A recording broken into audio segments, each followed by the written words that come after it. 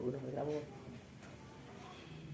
belum kita pak belum kita nggak lah itu kita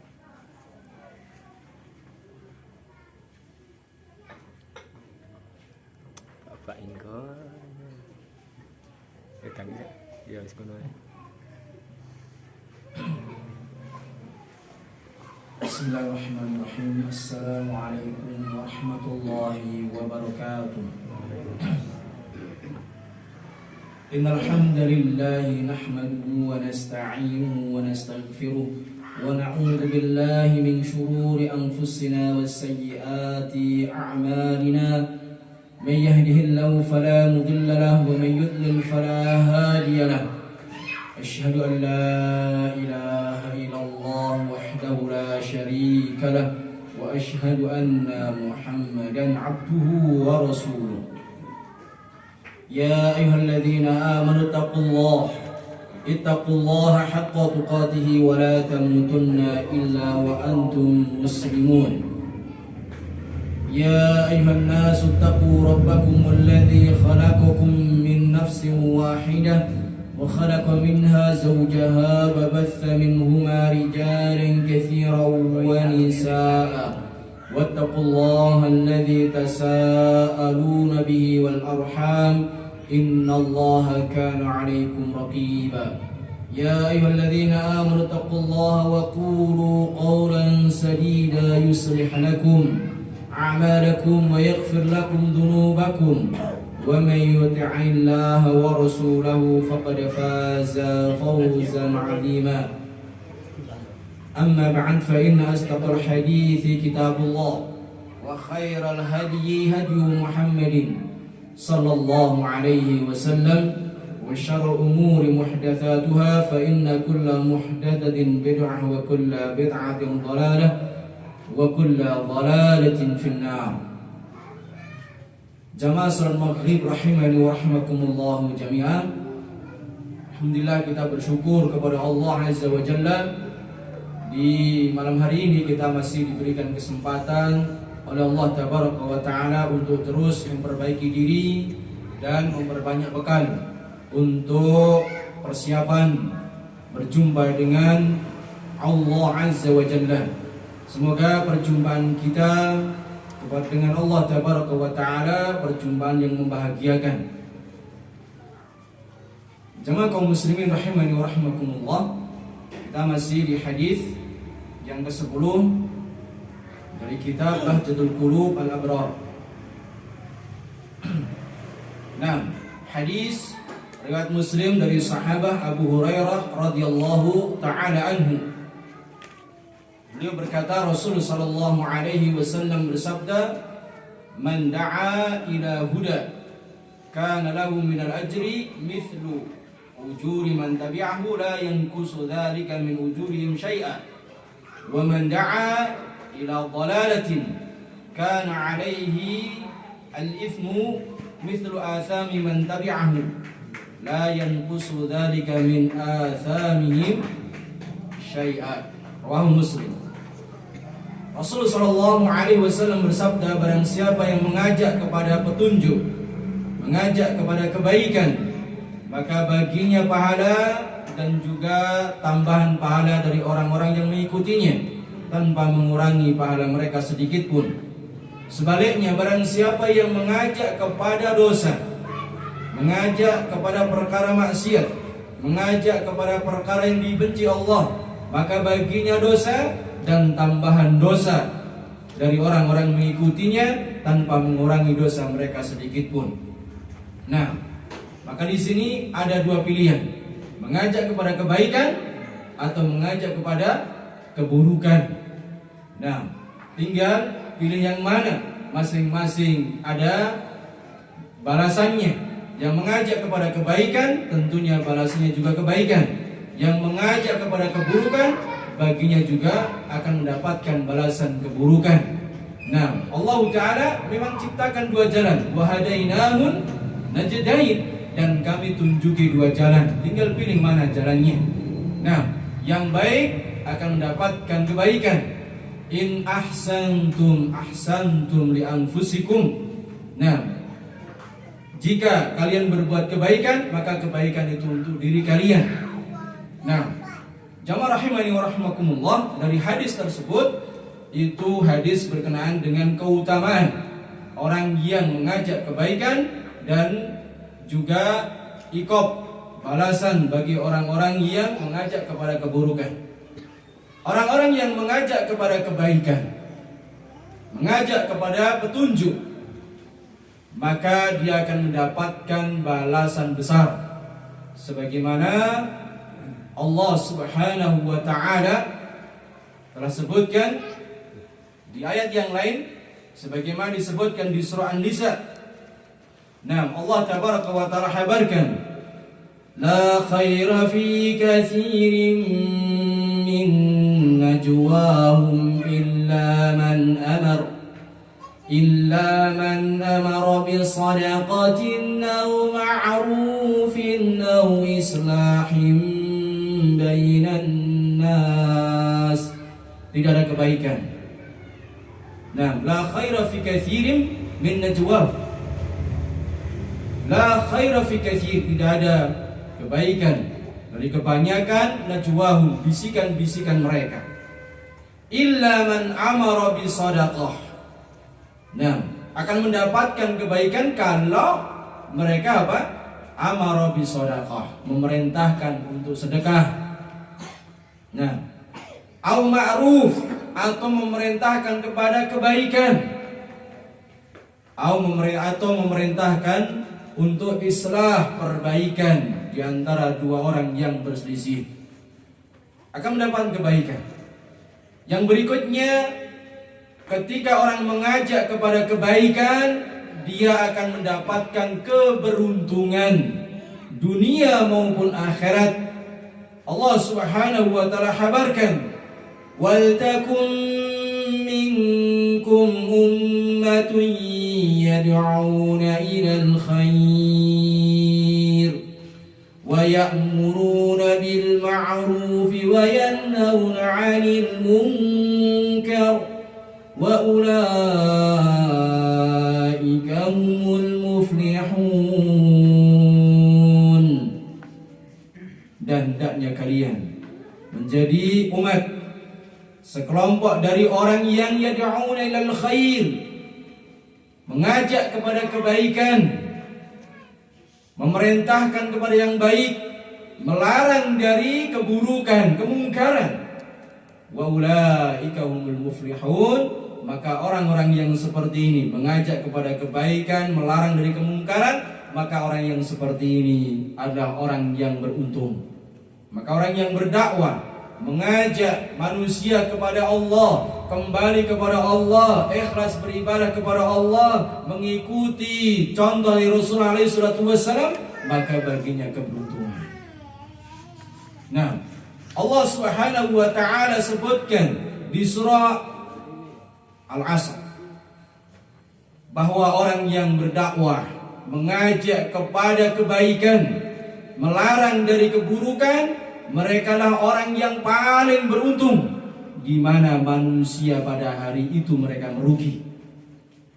Orang mengajak kepada kebaikan, mereka orang yang paling bahagia di hari itu, di mana di hari itu orang-orang dalam keadaan sengsara. Hari apa? Hari kiamat. Nah, maka orang yang mengajak kepada kebaikan, mereka orang-orang yang bahagia, orang-orang yang beruntung. Nah, Allah Subhanahu wa ta'ala sebutkan di surah Al-Asr, wal 'asr innal insana lafi khusr illa alladhina amanu wa 'amilus shalihat wa tawasaw bil haqq wa tawasaw bis sabr. Demi masa sesungguhnya manusia semuanya itu rugi kecuali orang-orang yang beriman, beramal saleh, orang yang menasihati, saling berikan nasihat dalam kebenaran dan saling berikan nasihat dalam kesabaran. Nah, kemudian jamaah hadakumullahu jami'ah, mengajak kepada kebaikan melarang orang dari keburukan, itu akan menggugurkan dosa-dosa. Sebagaimana disebutkan dalam hadis riwayat Bukhari Muslim dari sahabat Hudzaifah ibn al-Yaman radhiyallahu taala anhu, Rasul sallallahu alaihi wasallam bersabda, fitnatur rajuli fi ahlihi wa malihi wa waladihi yukaffiruha as-salatu was-saumu was-sadaqatu wal amru wan nahyu. Kata Rasul sallallahu alaihi wasallam, fitnahnya rajul, fitnahnya seorang di dalam keluarganya, di dalam hartanya dan anak-anak. Karena memang jamaah bahwa keluarga kita itu fitnah bagi kita. Tidak bisa dipungkiri, Allah subhanahu wa ta'ala kabarkan, ya ayyuhalladzina amanu inna min amwalikum wa auladikum fitnah. Wahai orang-orang yang beriman, sesungguhnya harta-harta kalian, anak-anak kalian itu fitnah. Ya ayyuhalladzina amanu la tulhikum amwalukum wala auladukum an dzikrillah. Wahai orang-orang yang beriman, jangan sampai harta-harta kalian, jabatan-jabatan kalian, bisnis-bisnis kalian, dan anak-anak kalian itu melalaikan dari ingat kepada Allah. Dan itu pasti, karena kabar dari Allah tabaraka wa ta'ala, fitnah. Nah, fitnah tertimpa dosa. Dosa itu bisa digugurkan dengan amalan yang lain. Di antaranya apa? Yukaffiruha as-salatu was-saum was-sadaqah wal amru wan nahyu. Maka salat dia, puasa dia, sedekah dia, kemudian dia berdakwah, itu akan menggugurkan dosa-dosa dia. Nah, dan masing-masing kita itu dai sebenarnya. Nah, masing-masing kita itu ustadz, iya Pak ya? Ya enggak? Nah, cuman karena jenengan nggak dipanggil ustadz sama ustadz aja, kan punya anak istri, itu murid kita. Kita punya cucu, itu murid kita. Nah, murid kita.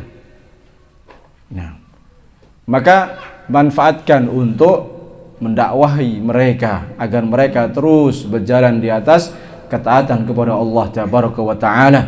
Dakwahi mereka agar mereka terjauhkan dari keburukan-keburukan yang dibenci Allah tabaraka wa ta'ala. Jamaah rahimani wa rahimakumullah, itulah keutamaan berdakwah. Dan kenapa kita harus berdakwah? Nah, kenapa kita harus berdakwah? Karena dakwah itu adalah salah satu amalan utama para rasul. Dakwah itu adalah tugas utama Nabi kita sallallahu alaihi wasallam dan para sahabat. Nah, karena Rasul sallallahu alaihi wasallam diutus oleh Allah tabaraka wa taala untuk berdakwah, menyampaikan wahyu dari Allah tabaraka wa taala. Maka kenapa kita berdakwah? Kita mencontoh Rasul sallallahu alaihi wasallam dan para sahabat. Nah, Allah tabaraka wa taala habarkan, qul hadhihi sabili ad'u ila Allah ana wa man ittaba'ani. Nah, qul hadhihi sabili ad'u ila Allah ala basiratin. Katakanlah, inilah jalanku, kata Rasul, inilah jalanku dan orang-orang yang mengikutiku. Maka siapa yang mengikuti sunnah Nabi alaihi salatu wassalam berdakwah. Siapa yang mengikuti jalannya para sahabat Rasul berdakwah. Nah, berdakwah ala basirah, di atas ilmu dakwah. Kenapa kita berdakwah? Karena itu adalah sunnahnya Nabi kita sallallahu alaihi wasallam. Kenapa kita harus berdakwah? Karena itulah jalannya para sahabat Nabi kita sallallahu alaihi wasallam. Nah, maka sampai para ulama menyebutkan, seandainya agama ini tidak ada dakwah, pasti akan rusak, Nah, coba dilepaskan sendiri-sendiri. Tidak ada yang mengingatkan. Kerusakan dan kerusakan, manusia akan mengikuti nafsunya. Nah, ada dakwah saja, ada kewajiban berdakwah saja, orang yang rusak lebih banyak daripada yang baik. Ya, Pak ya? Itu ada perintah dakwah, apalagi kalau tidak ada dakwah. Nah, jamaah rahimani wa rahimakumullah. Yang kedua, kenapa kita harus berdakwah? Karena kita menginginkan keberuntungan dunia dan akhirat. Siapa yang menginginkan keberuntungan di dunia dan di akhirat, maka berdakwah. Nah, Allah tabaraka wa ta'ala habarkan, wal takum minkum ummatun yad'una ilal khair wa ya'muruna bil ma'ruf wa yanhauna 'anil munkar wa ulaika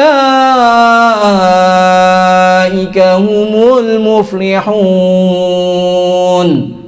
Dan hendaknya kalian menjadi seperti orang-orang yang yad'u ilal khair, segolongan yang mengajak kepada kebaikan, memerintahkan kepada yang baik, melarang dari kemungkaran.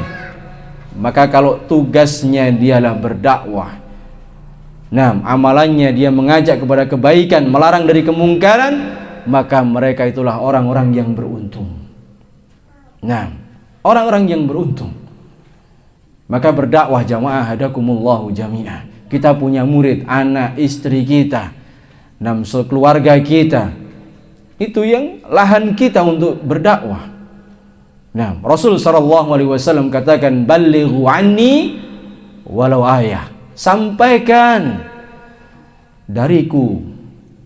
Nah, meskipun dengan satu ayat. Dan ini isyarat bahwa dakwah itu dengan berdasarkan dalil. Sampaikan dariku meskipun dengan satu ayat. Dakwah semampu kita. Nah, jamaah rahimani wa rahimakumullah, berikutnya. Nah, maka ketika kita berdakwah harus punya modal. Nah, harus punya modal. Modal utama seorang dai adalah ilmu. Ilmu. Allah tabaraka wa ta'ala katakan, "Qul hadhihi sabili ad'u ila Allah ala basiratin ana wa man ittaba'ani fasubhanallahi wa ma ana minal musyrikin." Nah, Rasul Allah tabaraka wa ta'ala katakan, "Qul hadhihi sabili," katakan Muhammad, inilah jalanku. Nah, ad'u ila Allah, aku mengajak manusia ila Allah. Nah, mengajak ila Allah, bukan ilayya. Disebutkan ila Allah, kepada Allah, bukan ilayya, bukan kepadaku, bukan kepada diriku, tapi mengajak kepada Allah tabaraka wa ta'ala ala basirah, di atas ilmu. Nah, berdakwah di atas ilmu, sebab kalau dakwah tanpa ilmu, kerusakan yang dia hasilkan bukan kebaikan yang dia dapatkan. Sebagaimana salaf mengatakan, man abadallah bi ghairi ilmin kana yufsidu akthar mimma yasluk.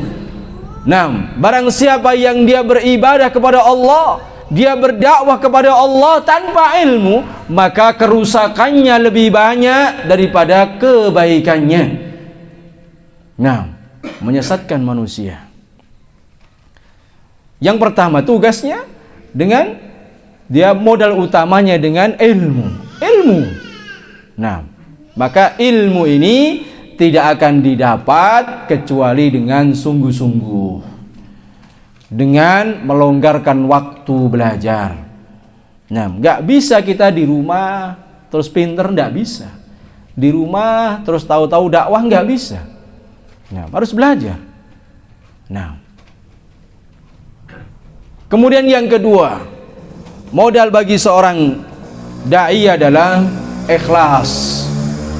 Ikhlas dalam berdakwah. Nah, nanti akan diterangkan apa pengaruhnya. Pengaruh daripada keikhlasan. Kemudian yang ketiga, modal yang harus dimiliki seorang dai ketika dia berdakwah, yaitu dengan hikmah. Dia punya hikmah dengan rahmat. Nah, dia dengan sabar. Sebagaimana Allah Subhanahu wa taala telah ingatkan Rasul kita sallallahu alaihi wasallam, "Fabima rahmatin min Allah linta lahum walau kunta faddan ghalidhal qalbi lan faddu min hawlik." Maka dengan sebab rahmat, kasih sayang dari Allah tabaraka wa taala yang Allah taala berikan kepada engkau Muhammad, nah, engkau bisa lembut. Bisa lembut. Seandainya engkau itu kasar, nah, kaku dalam berdakwah, maka orang-orang sekitarmu pasti akan lari. Maka dakwah itu dengan hikmah, dengan lemah lembut. Nah, dengan kata-kata yang baik. Sebagaimana Allah Subhanahu wa taala utus Musa dan Harun kepada Fir'aun, yang mana dimaklumi sifatnya Fir'aun seperti itu. Tapi Allah tabaraka wa taala utus mereka berdua untuk mendakwai Fir'aun dengan kata yang paling indah, kata yang paling lembut, dengan hikmah. Fir'aun, coba itu kalau kita ada orang seperti itu gimana? Nah, Allah tabaraka wa ta'ala utus mereka berdua kepada Fir'aun. Idhaba ila fir'auna innahu tagha faqula lahu qawlan layyinan la'allahu yatadhakkar aw yakhsha. Idhaba, pergilah kamu berdua wahai Musa dan Harun, ila Fir'aun, kepada Fir'aun. Sesungguhnya Fir'aun itu telah melampaui batas. Nah, melampaui batas Fir'aun yang paling tinggi apa? Ana rabbukumul a'la. Salah Rabb kalian yang maha tinggi. Sudah menyatakan dirinya sebagai Rabb, sebagai Tuhan. Nah, yang bisa mengatur. Nah, meskipun seperti itu, Allah tabaraka wa ta'ala pesankan kepada kedua nabinya. Nah, faqula lahu qawlan layyina. Ucapkan kepada Fir'aun kalimat yang paling lembut, kalimat yang paling indah, kalimat yang bisa diterima oleh Fir'aun. Nah, harapannya apa? Yatadzakkar, Fir'aun sadar, Fir'aun kembali takut kepada Allah tabaraka wa ta'ala, Fir'aun taubat. Itu harapannya. Nah, makinlah seorang dai jamaah, dan ucapan yang baik di saat berdakwah, kata Rasulullah sallallahu alaihi wasallam, al kalimatu thayyibatu shadaqatun. Kata yang baik, kata yang indah, kata yang lembut, kata yang enak, kata yang nyesep dalam hati, kata yang tidak menyakitkan, itu sedekah. Nah, sedekah jamaah. Maka sama-sama berucap, janganlah berucap yang tidak mengenakkan. Nah, sama-sama kita bertutur kata sama teman, sama tetangga, bertutur katalah yang baik, jangan menyakitkan. Nah, jangan menusuk hati orang. Nah, kita berucap saja yang baik, itu nilainya sedekah. Maka sedekah itu tidak mesti dengan ATM. Sedekah itu tidak mesti harus apa yang dalam dompet. Sedekah itu tidak mesti harus dengan rupiah. Sedekah itu dengan tutur kata yang baik, itu sedekah. Nah, itu modal bagi seorang dai. Kemudian modal bagi seorang dai yang berikutnya, yaitu apa? Harus mengetahui keadaan yang didakwai. Yang didakwai siapa? anak-anak, pemuda, mbah-mbah, campuran, maka harus diketahui. Kemudian harus diketahui juga apakah di masyarakat itu amalan apa yang saat itu dia kerjakan. Meskipun amalan penyimpangan apa yang harus di saat itu dia kerjakan, maka tinggalkan dulu itu. Nah, nanti diterangkan di giliran waktu. Harus tahu keadaan yang didakwai. Jangan asal. Ini modal bagi para dai. Berikutnya jamaah hadakumullahu jami'ah. Bagaimana sifat dai supaya dakwah dia bisa diterima? Nah, sifat seorang dai supaya dakwah yang dia lakukan bisa diterima oleh orang-orang yang didakwai. Nah, yang pertama, sifat seorang dai itu harus bertakwa dan memiliki akhlak yang baik. Nah, sebagaimana Rasul sallallahu alaihi wasallam sebelum beliau diutus sebagai nabi dan rasul, beliau terkenal memiliki akhlak apa? Memiliki sifat apa? Jujur dan amanah. Nah, itu akhlak beliau. Sampai Allah tabaraka wa ta'ala puji karena beliau memiliki akhlak yang baik. Akhlak beliau Quran. Nah, wa innaka la'ala khuluqin azim. Allah puji beliau, sesungguhnya engkau Muhammad berada di atas akhlak yang paling mulia. Karena apa? Karena akhlaknya Rasul sallallahu alaihi wasallam, kata istrinya Aisyah radhiyallahu taala anha, kana khuluquhul Quran, bahwa akhlaknya Rasul sallallahu alaihi wasallam itulah Al-Qur'an. Al-Qur'an itu mengajak kepada kebaikan dan meninggalkan keburukan. Itulah akhlak Rasul sallallahu alaihi wasallam. Maka seorang dai harus bertakwa kepada Allah tabaraka wa taala dan memiliki akhlak yang baik. Seorang dai harus meninggalkan apa yang dia larang. Ketika dia melarang sesuatu, dia tinggalkan. Nah, apa yang dia perintahkan kepada yang didakwai, dia lakukan. Nah, maka takwa menurut bahasa adalah wiqayah, yaitu penjagaan. Wiqayah. Nah, sampai-sampai dikatakan para ulama, takwa itu ij'al bainaka wa baina adaballahi wiqayatan. Takwa itu engkau menjadikan antara dirimu dan api neraka, adab neraka, itu ada bentengnya, ada penjaganya, ada tamengnya. Maka inilah ketakwaan secara bahasa. Nah, ketika disebutkan dalam hadis ittaqin nar walau bisyikki tamrah, maka bertakwalah terhadap neraka meskipun dengan separuh kurma. Artinya apa? Jadikan antara dirimu dengan api neraka apa? Ada benteng. Dengan cara apa? Sedekah separuh kurma. Kemudian takwa secara istilah ini banyak sekali. Para ulama menyebutkan definisi takwa itu ada lebih dari 10 makna takwa. Dan pengertian takwa secara istilah yang paling bagus itu adalah pengertian yang disebutkan oleh Talq bin Habib. Talq ibnu Habib. Kata beliau, takwa adalah ta'malu bi ta'atillah.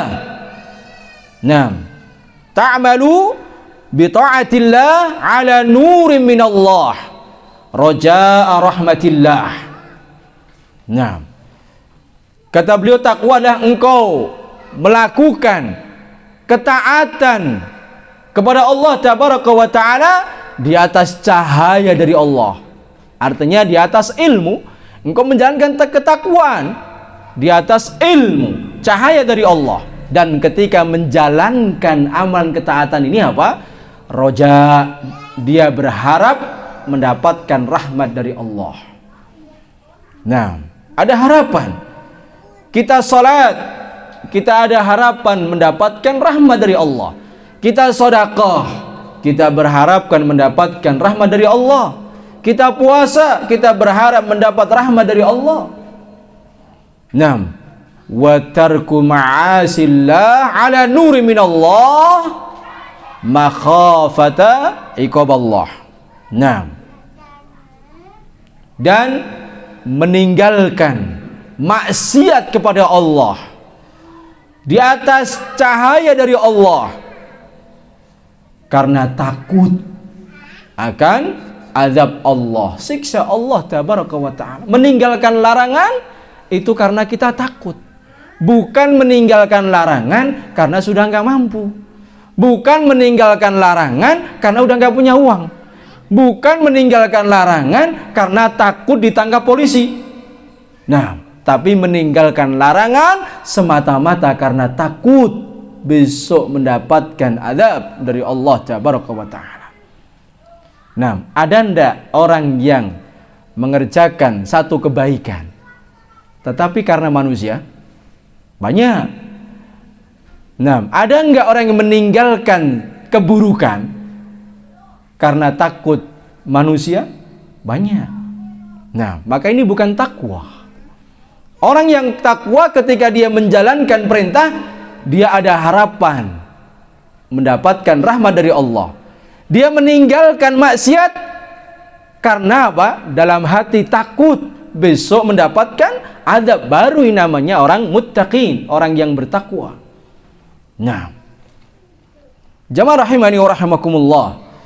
Maka ketakwaan, sehingga orang yang berdakwah itu dia harus bertakwa dan memiliki akhlak yang baik. Nah, jangan sampai seorang dai itu justru mendapatkan murka dari Allah tabaraka wa ta'ala karena dia mengajak kepada kebaikan tapi justru dia melakukan keburukan. Allah tabaraka wa ta'ala menyatakan, atamuruna an-nasa bil birri wa tansawna anfusakum wa antum tatluna al-kitab afala ta'qilun. Apakah kalian memerintahkan manusia kepada kebaikan? Nah, wa tansawna anfusakum, tetapi kalian justru melupakan diri kalian. Dirinya mengajak orang untuk berbuat baik, tapi dia melupakan dirinya sendiri, tidak melakukan kebaikan. Nah, anggaplah mungkin dia membahas mungkin perkara rokok. Nah, mungkin ada simpang siur rokok, ada yang mengatakan makruh, ada yang haram, tapi dia sendiri yang lecis. Nah, maka ini dia memerintahkan manusia untuk kalau makruh lebih baik ditinggal, apalagi haram umpamanya, apalagi boros umpamanya, apalagi mengganggu orang lain, apalagi di saat sholat itu dilarang. Nah, dilarang karena apa? Mengganggu malaikat umpamanya. Nah, ternyata dia malah melakukan. Maka ini jangan sampai dia memerintahkan kepada manusia berbuat kebaikan tapi dia justru melupakan dirinya. Maka ini sifatnya orang Yahudi, sehingga dikatakan di akhir ayat afala taqilun, apa kalian nggak paham, apakah kalian nggak ngerti, apa kalian nggak berakal? Kenapa kalian merintahkan kepada kebaikan tapi justru kamu malah menjerumuskan diri kamu kepada keburukan? Jangan seperti itu. Nah, kalau kalian siap sebagai pendakwah, kalau kalian siap mengajak kepada kebaikan, maka lakukanlah kebaikan terlebih dahulu sebagai uswah. Sebagai Rasul sallallahu alaihi wasallam, Allah Ta'ala kabarkan bahwa Rasul itu uswah, contoh terbaik bagi umat, sehingga dia sangat pantas menjadi contoh. Laqad kana lakum fi Rasulillahi uswatun hasanah liman kana yarjullaha wal yawmal akhir. Sungguh, pada kalian ada Rasul yang dirinya itu adalah uswah, contoh. Contoh, ada contoh bagi siapa yang mengharapkan hari akhir, perjumpaan dengan hari akhir, nah berjumpa dengan Allah Tabaraka wa Ta'ala, maka jadikanlah Rasul sebagai uswah. Nah, siapa yang ingin sampai bertemu dengan Allah di akhirat bahagia, jadikan Rasul sebagai uswah, terutama dalam dakwah. Bagaimana dakwah Rasul sallallahu alaihi wasallam? Nah, dakwah Rasul sallallahu alaihi wasallam itu pertama, tidak ada istilah guyon. Enggak ya. Enggak ada canda banyak-banyak, enggak ada. Nah, hanya sekedar seandainya ada canda pun hanya sebagai sebatas hiburan sedikit. Nah, enggak ada. Nah, sampai-sampai digambarkan bagaimana mereka ketika Rasulullah SAW itu menyampaikan wahyu dari Allah Tabaraka wa Ta'ala, di atas mereka seperti ada burung. Nah, dan tidak ada dakwah Rasulullah SAW yang di situ isinya kalimat-kalimat yang jorok. Nah, kalimat-kalimat yang jorok, kecuali apa? Memang menerangkan seperti apa? Bagaimana jima. Nah, dalam Islam, bagaimana ketika perempuan haid harus bagaimana. Nah, itu menerangkan. Tapi ketika dakwah enggak ada, ketika apa? Menerangkan kalimat dengan diikuti dengan kalimat-kalimat jorok. Nah, kemudian yang kedua, jamaah hadakumullahu jami'ah, bahwa jangan sampai seorang dai itu ketika beramal, ketika dia berdakwah, jangan sampai justru mendapatkan murka dari Allah Tabaraka wa Ta'ala. Ya ayyuhalladzina amanu lima taquluna ma la taf'alun kabura maktan 'indallahi an taqulu ma la taf'alun. Surat apa ini? As-Saff. Nah, di ayat yang kedua dan ketiga. Wahai orang-orang yang beriman. Nah, lima taquluna ma la taf'alun. Kenapa kalian mengatakan? Nah, mengajak kepada kebaikan tapi kalian enggak melakukan. Nah, kabura maktan indallah. Nah, maka kemurkaan di sisi Allah Tabaraka wa Ta'ala. Allah murka kepada orang yang dia mengatakan tapi dia sendiri tidak mengerjakan, atau sebaliknya Allah murka. Sehingga apa? Disebutkan dalam hadis Rasulullah sallallahu alaihi wasallam, besok ada orang yang di dunia itu mengajak manusia kepada kebaikan tapi dia masuk neraka. Kenapa?